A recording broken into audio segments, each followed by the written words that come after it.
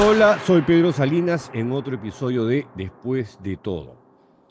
El día de hoy, el portal Crux, en una nota firmada por mi colega y amiga Elise Allen, quien estuvo junto con Paolo Gas y conmigo en la reunión que tuvimos con el Papa Francisco en diciembre del año pasado, firma una nota titulada Cardenales discuten abusos mientras prelado sancionado por ello participa en reuniones, en alusión a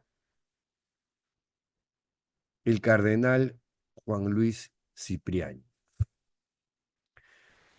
Y empieza Elis diciendo en su nota que mientras los cardenales se reúnen en Roma antes de un cónclave para elegir al próximo papa, un cardenal peruano acusado de abuso sexual y cuyo ministerio fue restringido por el Papa Francisco, se unió a las reuniones privadas con sus colegas cardenales. El portavoz del Vaticano, la voz oficial del Vaticano, Matteo Bruni, dijo el día de hoy que durante una sesión matutina de las congregaciones generales, de las reuniones generales previas al cónclave, con el Colegio Cardenalicio, que preside el cardenal italiano Giovanni Battista Re, un cardenal italiano que tiene 91 años, los cardenales discutieron los temas de relevancia para el futuro de la Iglesia, algo que suele ser común ya en la tradición eh, católica previa a la elección de un nuevo pontífice. Estos temas, dijo Matteo Bruni, incluyeron, abre comillas, Elis, la relación con el mundo moderno y algunos desafíos destacados como la evangelización, las relaciones con otras confesiones, es decir, con otras religiones, y el problema del abuso, que me parece extraordinario que ese tema por fin esté en la agenda previa a la elección de un nuevo papa. Es un tema novedoso, nunca antes había estado en la agenda previa. Se habló también de las cualidades que deberá poseer el nuevo pontífice para responder a estos desafíos, que ese sí es un tema recurrente en estas reuniones previas del Colegio Cardenalicio, ¿no? ¿Qué perfil debe tener el nuevo jefe de los católicos en el contexto de los tiempos que se le vienen? Dice la nota de Eli Salen, el debate sobre el abuso y quién estará a la altura de la tarea de abordarlo de manera creíble por parte de los aproximadamente 180 cardenales presentes, no significa que todos van a votar, votan los que tienen menos de 80 años, más de 100 de los cuales son elegibles para votar en el cónclave, se produjo el día después de que un cardenal, Cipriani, que había sido sancionado por el Papa Francisco por abuso sexual, fuera visto en un evento público con sus colegas prelados rindiendo homenaje al difunto pontífice y después de que fuera visto saliendo del salón donde se llevan a cabo las reuniones. La primera alusión es a la que comentamos el último viernes en DDT con los chicos del programa Pitucos Marrones, donde se le ve al cardenal Cipriani con una conchudez,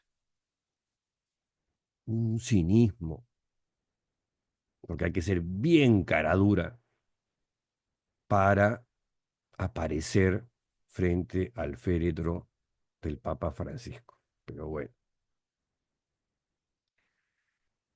Y recuerda la nota de Crux que en enero el diario español El País, en una investigación hecha por el periodista Íñigo Domínguez, el periodista con mayores credenciales en investigaciones sobre abusos sexuales a menores perpetrados por religiosos católicos en toda España, publicó esta nota que generó un escándalo tremendo, luego de la aparición pública de Juan Luis Cipriani en la Municipalidad de Lima, con su amigo, con su yunta, con su pataza, Rafael López Aliaga, para que le pongan una chapita en la solapa, que terminó siendo una estaca en el corazón. Porque a partir de ahí,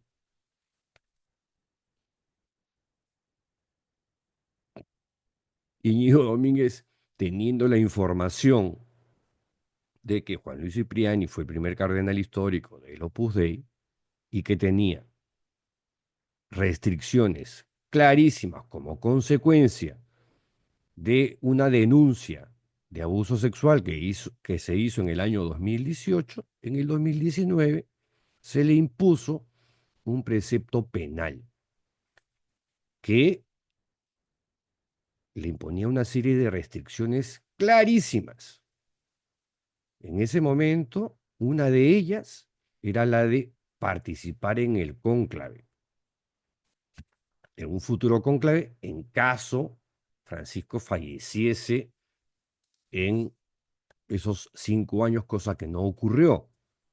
Ahora tiene 81 años, ya no puede entrar al cónclave, pero lo vemos ahí participando, haciendo, estoy adivinando, ¿no? Haciendo sus lobbies con sus amigos afines, como el cardenal Sara, Peter Erdo de Hungría, Raymond Burke de los Estados Unidos, todos los ultraconservas de la galaxia de la extrema derecha vaticana, ¿no?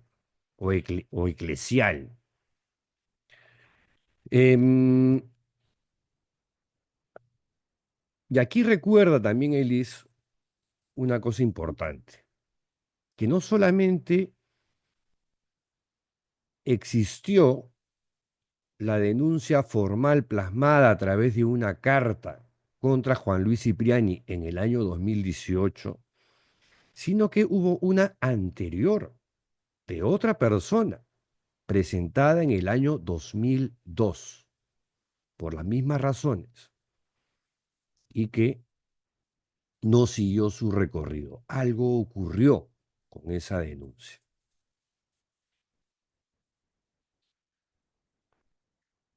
Bueno, entre estas restricciones, como consecuencia del precepto penal, se le impedía usar hábito cardenalicio rojo y otros símbolos asociados al cardenalato, o como se diga. Además de venir al Perú sin permiso previo y por una razón justificada. Porque otra de las cosas que decía el precepto penal, que Cipriani firmó inmediatamente, era que no podía residir en el mismo país donde residía la víctima, su víctima, o sea, Perú. Y, como sabemos, se mandó mudar primero a Roma y luego a Madrid, donde está establecido actualmente. Y por cierto, lo que ya les dije, no podía participar en un futuro cónclave. Sin embargo, ya lo hemos visto, Cipriani está en Roma, estuvo en la Capilla Ardiente y se la ha visto saliendo de estas reuniones previas, preparatorias, ya vistiendo hábito cardenalicio, o sea, cagándose en el precepto penal, zurrándose en las restricciones impuestas por el Papa Francisco. Prohibiciones explícitas, clarísimas, que él decidió además firmar. Pero claro, en su cabeza, si el Papa está muerto, yo ya estoy, me cago en él, ¿no? Me cago en todo. Cipriani, pues. ¿Qué más? ¿Qué más dice la nota? Es una nota larga de Crux hoy día. Bueno, hemos visto, esto no lo dice Crux, pero hemos visto ya que algunos periodistas de medios internacionales, si se encuentran un cardenal en la calle, le interrogan justamente por esto. Algunos dicen, bueno, si el Papa dijo que no podía, entonces no debería estar ahí, ¿no? Pero está. Como no hay cabeza, como la Iglesia Católica está en sede vacante en estos momentos, aquellos cardenales con Roche, uno de ellos, Bechu, ya dijo que ese sí estaba, estaba por debajo de los 80 años y podía participar en el cónclave. Por la presión, hoy día ha dicho con mucha pena, con mucha tristeza y llorando, no voy a participar en el cónclave. Bechu, entre un montón de acusaciones, cuando cuando era autoridad,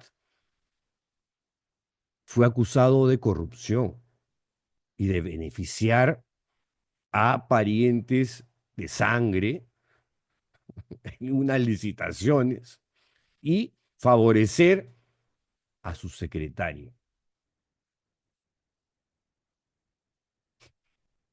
Bueno, Bechu por lo menos ya ha dicho, ha expresado que no va a participar en el cónclave. No sabemos si va a seguir en las reuniones preparatorias del colegio cardenalicio que preside el cardenal Re. Lo que sí sabemos es que ya han escogido a la persona que va a presidir el cónclave. Será el cardenal Pietro Parolin, quien fue secretario de Estado del Papa Francisco, uno de los grandes favoritos. Pero como reza la antigua máxima vaticana, quien entra papa sale cardenal. Pietro Parolin en Roma es conocido como Pietro Papolín, porque él se consideraba de alguna forma el sucesor de Francisco. Bueno, nadie sabe al final lo que va a pasar, ¿no? Por ahí lo escogen. Y si han visto la película Cónclave, habrán reparado en el detalle que son tres cardenales los encargados de leer las balotas o las papeletas al momento del conteo. De estos tres han escogido al cardenal alemán Reinhard Marx, alguien cuya trayectoria me parece correcta. Ha tenido errores, ha tenido desaciertos, pero nunca ha sido acusado de corrupción o encubrimiento. Es más, ha sido uno de los pocos cardenales comprometidos en temas de abuso. Y en algún momento quiso renunciar porque en Alemania, cuando reventó el tema de los abusos, fue tan escandaloso que el cardenal Marx dijo, Santo Padre, Francisco, me voy, asumo la responsabilidad. Y Francisco le dijo, no, tú te quedas. Y se quedó. Ese Marx me cae bien, el otro no, pero este cardenal Marx me cae bien. Bueno, hay uno cuyo nombre no he retenido, porque no me suena de nada. El tercero es nada menos que el otro gran favorito de este cónclave, el cardenal filipino Luis Tagle, el que le gusta hacer karaoke, bailar, que es súper, parece divertido, al que llaman el Francisco Asiático, que ya estuvo nominado en el cónclave anterior, ojo, y que es el favorito de muchos. Y en esta oportunidad, la bancada, vamos a llamarla así, la bancada asiática, después de la europea, es la más importante. Ojo con eso. Bueno, volviendo al cardenal Juan Luis Cipriani. Recuerda esta nota de Crux, que el precepto penal que se impuso contra Cipriani eran medidas que estaban relacionadas con su actividad pública. No podía aparecer en público, no podía hablar de política peruana, no podía vivir en el Perú y no podía usar insignias cardenalicias. Y esto fue firmado y aceptado por Cipriani, quien después, por cierto, se ha quejado de que aquí no ha habido debido proceso. Bueno, él en ese segundo, cuando le dijeron firme este precepto penal, dijo, oiga, pero si yo soy inocente. Bueno, si eres inocente, pides un proceso canónico para demostrar tu inocencia y no firmas en Juan, que fue lo que hizo Cipriani. ¿Quieres un proceso que determine tu inocencia? Pídelo pues. Estás en todo tu derecho, Juan Luis Cipriani. ¿Qué temes?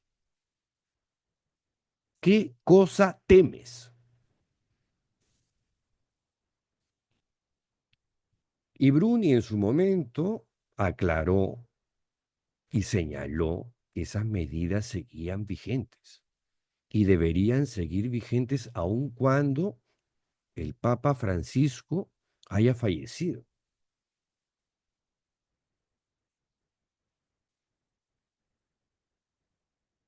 Comenta Elisa Lin que Cipriani ha negado repetidamente las acusaciones, calificándolas de completamente falsas, diciendo que nunca cometió ningún delito. Eh, y si bien reconoció las restricciones a su ministerio impuestas directamente por el Papa Francisco, también argumentó que el Papa no había seguido el debido proceso y se comparó con el cardenal australiano George Pell, quien fue encarcelado después de ser acusado de abuso sexual, solo para ser absuelto luego. Pero las víctimas de Pell existían.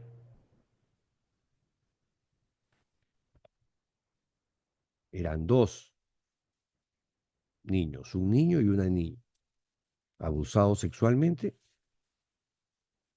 antes de tener 13, 14 años.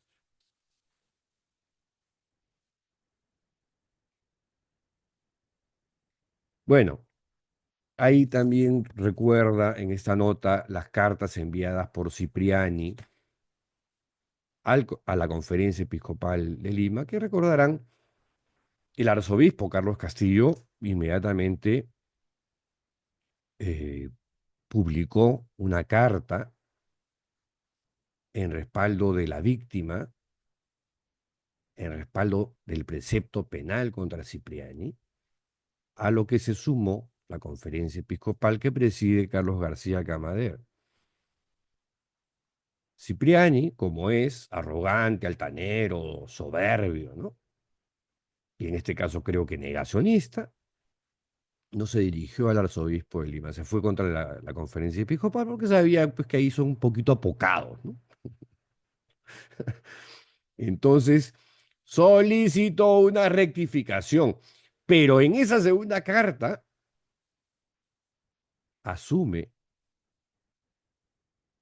reconoce, mejor dicho, que el precepto penal era por una denominación en latín que se llama fumus delicti, que el lenguaje vaticano significa que estaría acusado por un crimen sobre el cual hay altas probabilidades y evidencias de que se haya cometido. O sea, es una medida disciplinaria. No es efectivamente como consecuencia de un proceso canónico, porque no ha habido. Porque no ha habido porque Cipriani no ha querido pedirlo. Si fuese completa y totalmente inocente, pide pues tu proceso canónico, que te investiguen.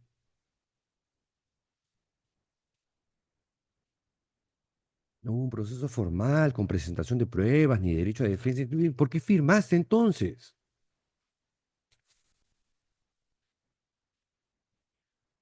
Bueno, supuestamente, y como dijo la conferencia episcopal, que se demoró un poquito en responder también, ¿no? Pero ya lo dije. Cipriani le manda la carta, no al arzobispo de Lima, a Carlos Castillo, porque el Castillo le iba a responder en Juan, sino a la conferencia episcopal, que sabía que son un poquito acobardados, que tienen miedo al grito, al que se le pone enfrente fuerte. Son apocados. Pero la conferencia episcopal, en un comunicado que fue criticado por tirios y troyanos, porque fue así de aguas tibias, igual dijo, si bien Cipriani tiene todo el derecho a afirmar su inocencia, ya que la culpabilidad se prueba en un proceso penal, no es menos cierto que existe un precepto penal. Por ello, no debe olvidar la exquisita caridad pastoral del Santo Padre,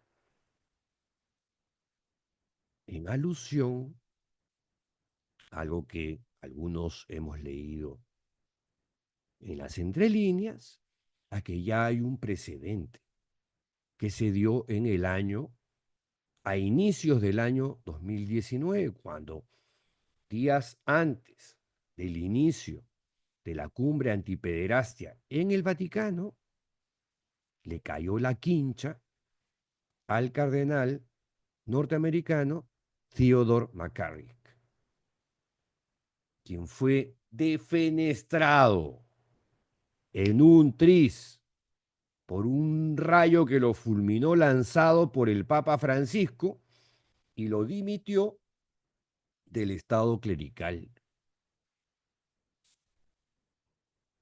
Ya se murió McCarrick hace pocos meses. Pero en fin, ahí está Juan Luis Cipriani haciendo sus lobbies para que el siguiente papa, al estilo vaticano, retroceda las reformas que hizo el Papa Francisco. Si me preguntan, yo la verdad que veo muy, pero muy, muy difícil que este cónclave elija a alguien que se asemeje siquiera un poco al Papa Francisco. El Papa Francisco ha dejado una valla demasiado alta, demasiado, demasiado, en muchas cosas. Sí, ha tenido errores, fallos, desaciertos, pero este, este fue un papa que, a diferencia de sus predecesores Ratzinger y Fotigua, enmendaba rumbos, metía la pata y rectificaba, corregía, aceptaba sus errores con humildad para luego tomar el camino correcto. Eso nunca se vio con Ratzinger, menos con Fotigua, el santo de los pederastas. Tremendo encubridor. Entonces, ¿qué presumo yo desde desde el balcón, además de un agnóstico ya no puedo decir papista, diré francisquista, como dice mi amiga Paola Lugas. Yo creo que si gana un cardenal del centro moderado tirando para Francisco, será alguien que avance tímidamente algunas de las reformas que ya había abierto el Papa Francisco. Para mí la prueba de fuego es el Opus Dei, que se salvó por un pelo, literalmente. Al Opus le tocaba reformar sus constituciones y que el Papa se las apruebe. Pero ellos dilataron, dilataron, dilataron, esperando el triste desenlace que ya conocemos. Si gana un Papa de esas características, ¿llegará a agarrar del pescuezo al Opus Dei para que se reforme? No sabemos. La otra opción, que gane uno de los candidatos de la galaxia neocon, como se les llama a los ultraconservadores, y este será pues tampoco un radical que se tire para atrás todo lo que hizo Francisco, porque una de las cosas que han visto los cardenales, sobre todo los que más tirria le tenían a Francisco, que este papa se ganó a muchísima gente. Ganó simpatizantes no solamente del catolicismo, sino más allá del catolicismo, de otras religiones, ateos, anticlericales, agnósticos como este pequeño servidor.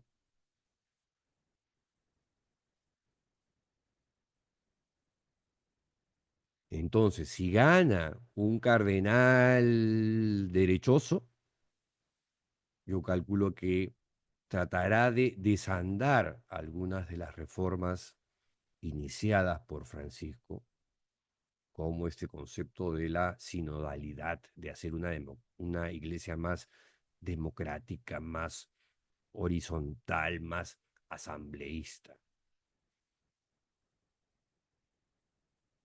Y tratará de resucitar aquello que Francisco quería exterminar, el clericalismo. Y, y tratará de solapear aquella otra vertiente, creo que es así, mayoritaria, entre la curia católica, que es la de coquetear con el poder. Cuando Francisco fue muy claro, ya no más constantinismo. No lo dijo en esas palabras, pero ya no más contubernio con el poder político. La Iglesia Católica, y eso sí lo dijo Francisco, tiene que ser un contrapoder. ¿Qué pasará a partir del 7 de mayo? No lo sé. Nadie lo sabe. Ni el Espíritu Santo, creo, que es el que supuestamente elige al siguiente papa. Con Francisco la achuntó, porque ya hemos visto que hasta el Espíritu Santo no es infalible. Porque con Ratzinger yo creo que se tiró un pedo. Y con Fotigua, ¿qué cosa les puedo decir? Ese papa, Dios mío. En fin, hasta el siguiente capítulo de Después de todo, chau.